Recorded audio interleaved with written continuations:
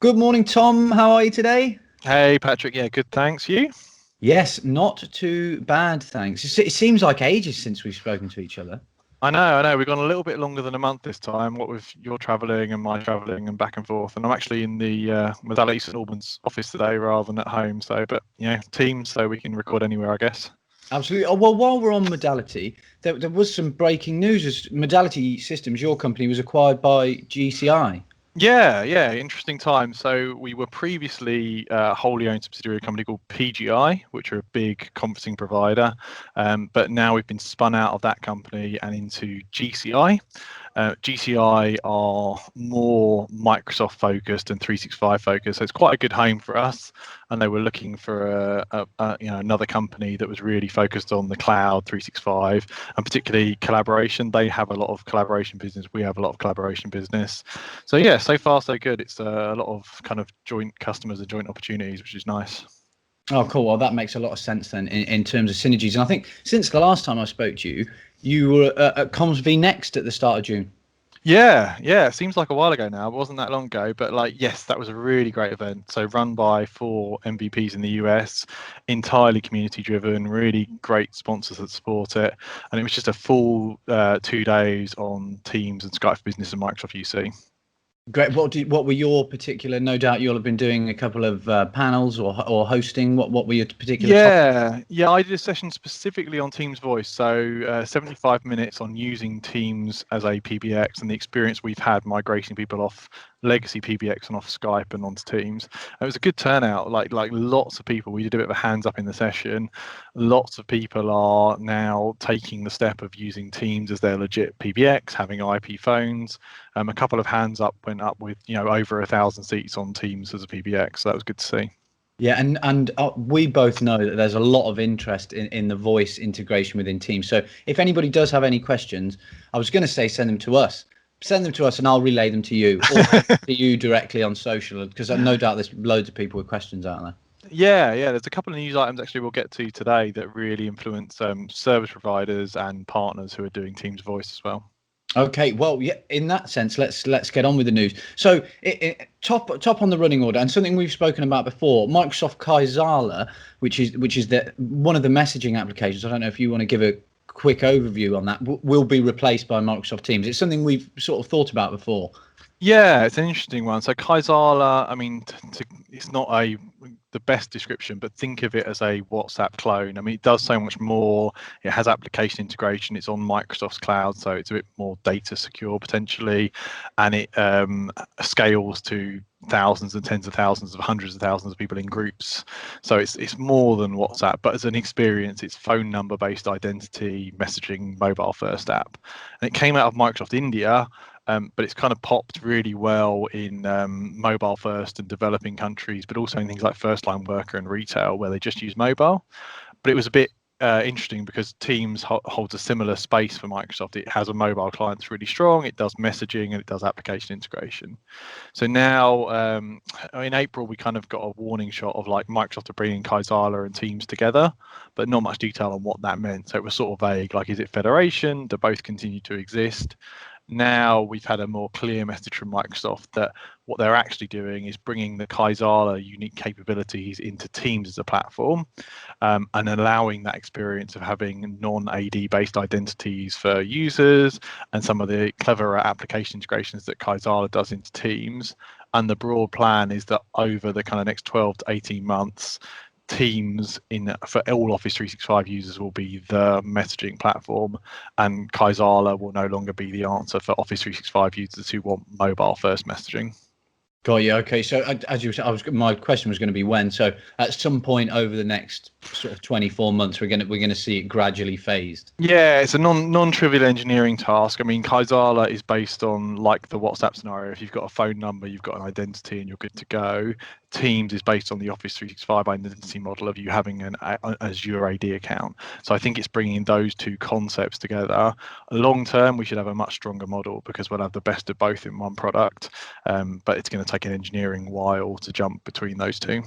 Got you. And while we're talking about Office 365, there's some pretty big news, isn't there, in terms of Teams getting installed as part of Pro Plus Office 365 packages. Yeah, this is really big news, particularly for a lot of IT shops that just let their IT roll. So there are, plenty of enterprises that manage Office 365 to the nth degree, but there are plenty of Office 365 customers that just take what's given to them as Microsoft give it and the users use it. And up until now, when you installed Office 365, as in the client application, so your Word, your Excel, your PowerPoint, if you installed it from, I think it was March 2019, you also got Teams installed. So a net new user to your business would just have Teams on their machine. But what didn't happen is the existing install base, which is obviously the vast majority, didn't automatically get the Teams client. They would have to go to teams.microsoft.com, download it themselves and install it, or IT would have to push it. By and large, I think based on just experience and modality, most IT shops don't take time to proactively push. They're busy doing the day-to-day. What's going to happen now is all these existing installs will just get Teams as an Office application as part of an update. So this should be a really decent push for Microsoft in terms of usage, because people will see it appear on their machines and be like, oh, what's Teams? I'll give it a go. Yeah, and that should be a relatively large number of users that will potentially be impacted and have access to Teams now that might not have, as you said, had it visibly there before. Yeah, they've always had access to it in the sense of they could go and find it, but most people don't go and find proactively. It's a subset. So now it will be more visible to them. And absolutely, I think it will be a big push. If you're an IT pro in a Microsoft 365 shop, you can stop this happening by changing a policy. You can stop it auto starting. So you still have control. This is not a forced push that you can't control. But I was in a customer just on Monday who absolutely took this approach. They were like, well, it's coming now, so we're going to let it roll. Like, we haven't had time to proactively push it out. About 30% of our estate have gone and got it, but now it's going to come to the rest of them, which is great. Yeah, and I suppose that makes it easier for admin teams, as you said, and sort of probably a lot of customers that are using Skype for Business at the moment, and it's just another phase of that transition. Yep, if you've got Skype for Business today, they'll install side by side. Skype won't be impacted. This is not a migration. It's not an upgrade. It's just the client will appear on the desktop. Got you. And there's some more news about session border controllers, and I think this is an update in terms of previously you would have had to have one session border controller for a single customer, and now you can configure more easy for multiple customers. Yeah, the language here is hard, but this is really aimed at the carrier or partner space. So like GCI, who we're now part of, run massive SBCs that do millions of minutes, and they provide direct routing, which is user phone numbers for Teams. So you can sign up and get your phone numbers from them, or Level 3 or AT&T or Pure IP or whoever, and they run the SBCs and the customer just magically connects on the back end. Up until now, there was a per customer configuration overhead on that, where you had to have a certificate specific to the customer. So there was a configuration overhead, a setup overhead, a minimal cost per customer to add them. Microsoft have now made that model much simpler. You can have a single certificate and a single, when we say single SBC, obviously they're multiple, they're redundant, but a single interface or address that is configured once and can support multiple customers. Where this plays is a big deal is really at the big end of the carrier space. So you've already seen small and nimble partners, New Wave, Pure IP, GCI have an offering for multiple customers today. They can deal with the config overhead. When you're into tier one providers, any kind of config for them is a cost. So making this stuff easier means it's easier for the big players to offer direct routing as a service. Yeah, and I suppose that's just another step of Microsoft refining that offering to the industry, rather than, we see all these consumer updates, but in the background we've seen a lot of these updates based at the industry and providers within it. Yeah, carriers hold a lot of weight. I think Microsoft have learned a lot about getting carriers on board is a really big deal for adoption. Yeah, absolutely. And in terms of, we get quite good statistics for the podcast, so I can look at sort of the geographies of where people listen, and we do actually have a few listeners in Japan, and there's a Japan-related news item. Oh, awesome. I'm glad we're reaching that far. That's good to know. Yeah. I don't think there's many, Tom, but there are a few. Well, there might be more after this. We'll have to make a big deal of it. So Japan, there are calling plans coming, so that you'll be able to get phone numbers for Teams. Now, you could already do this with direct routing. What's different here is, much like Australia, where Telstra is Microsoft's kind of partner for calling plans. in Japan, it will be a company called SoftBank, and I wasn't super familiar with them, but they are a really big carrier. They do a total revenue as a group of 75 billion. I put a reference in the blog to see where they are in terms of carrier rankings. They're really big, and you'll be able to go to them as a Microsoft partner and buy your Office 365 from them and buy your Japan phone numbers from them direct. So interesting in the sense of another huge partner wanting to have a first-party Teams offering, much like Telstra has. But if you want Japan numbers outside of this model, you can still do it through direct routing as well. Oh, great. Well, I hope that is useful for any Japanese listeners or listeners that we've got in Japan. And in terms of that message was pretty important. And Teams now we've got urgent messages as well, which is a feature I was quite interested in. Seamless link, Patrick. Seamless link. It wasn't bad. Yeah. So in Teams, you can send chat messages. Obviously, you can. There are different scenarios there. So Teams is asynchronous. I can send you a message, you can reply whenever. But say you're in healthcare, for example, there are certain messages that are important to be responded to immediately. So how do you distinguish between like, hey Patrick, how's your day? Do you want to grab lunch? Versus this is an alert, like I need someone to get involved right now. And in hospital type scenarios or healthcare, it's often kind of pager type alerts. So this model is now you can tick a certain type of message that's called urgent, and it will be prefixed with the word important, and it will keep toasting you or keep pinging your mobile until you respond. So for every 2 minutes, for a period of 20 minutes, it will ping, ping, ping, ping, ping until someone responds, which is a really important. We had a Modality event a couple of weeks ago where we had about 20 healthcare companies in, and this was one of their big asks. Like their pagers and third-party software is super expensive to do this.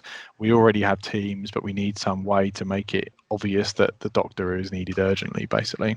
Yeah, that's what I was going to ask. Is it effectively? I mean, I remember watching ER in the 90s. Is it to replace that sort of pager functionality of, Dr. Arbuthnot to the ER immediately? Yes, that's kind of the scenario. Is like disambiguating between when someone needs to run to go and solve a problem versus it's just a nice to have.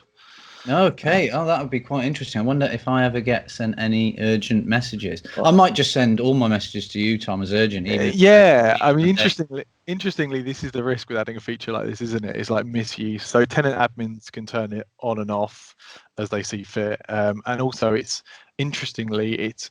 included at a higher level license.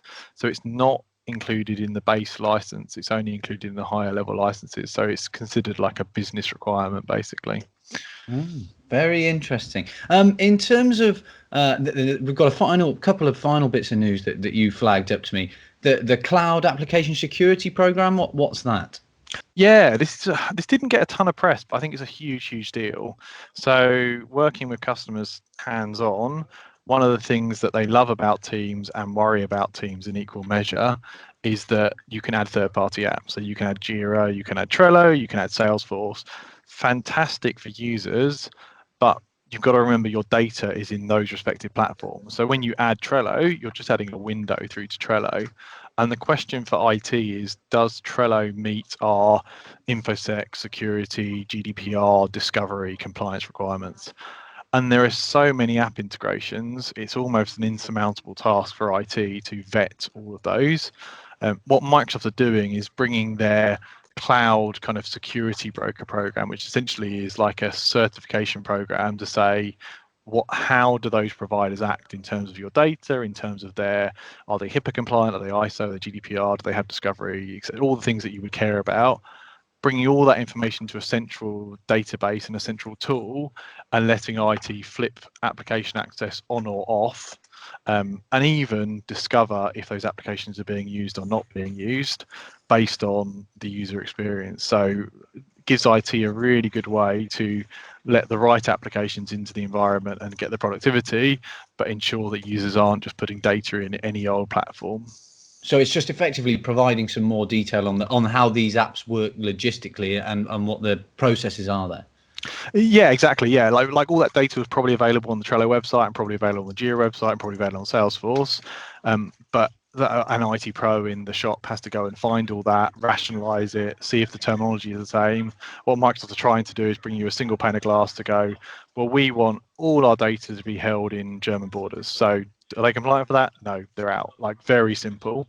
And it just really helps IT pros say, all right, I'm going to quickly enable these 6 apps, but this one for this reason is not enabled, and they know that they're secure and compliant and meeting their requirements. Got you. Makes sense there. And final thing we've got for Teams updates, and again, it's something that I quite like the sound of, is the announcements feature in Teams. Yeah, I just wanted to finish up calling out kind of a feature that will help everybody, I think. So Teams can get, quite busy. And one of the things that people often want to do is make a bigger deal of certain messages. So new joiner to the team, new features deployed, whatever it is. And Teams have added a feature called announcements, where you can add a pretty pictured banner, big text, like really clear, like there's something going on here type announcement. And it comes with a little red bubble alert to kind of be like, this is an announcement.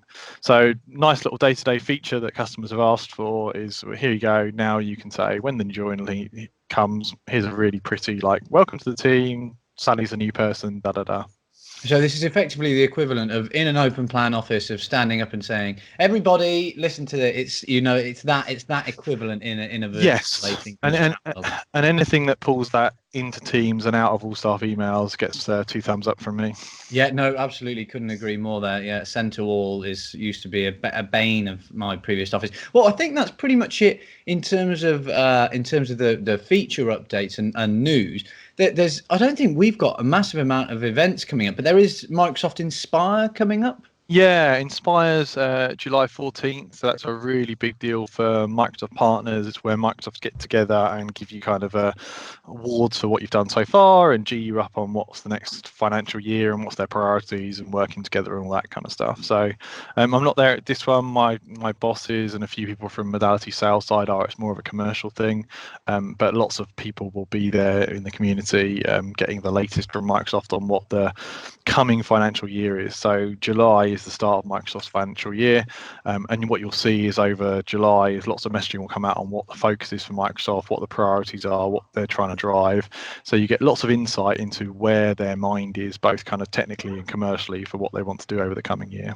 So we're probably unlikely to get a huge amount of news in terms of tech features from that. Then it's not. No, more like vision stuff, what's coming. But what we will have is, we'll cover it on the next podcast, is a good idea of Microsoft will do a whole bunch of sessions on Teams and Collab and 365 and M365.